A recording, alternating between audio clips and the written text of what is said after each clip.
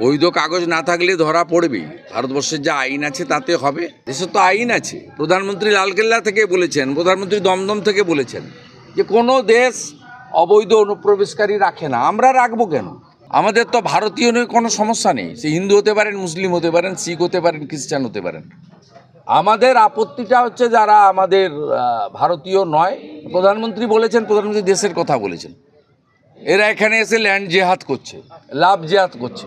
ছোট ছোট বাচ্চা মেয়েদের বোনেদের তুলে নিয়ে চলে যাচ্ছে, আদিবাসী পরিবারের জমি দখল করে নিচ্ছে, ভোট জেহাদ করছে।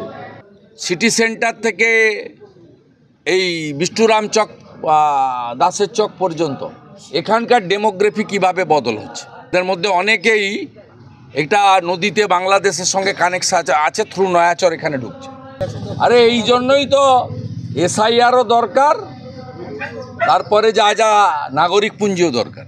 এই জন্যই তো দরকার। দেশ তো আগে, রাজনীতি পরে, ব্যক্তি আরও পরে, দেশ আগে।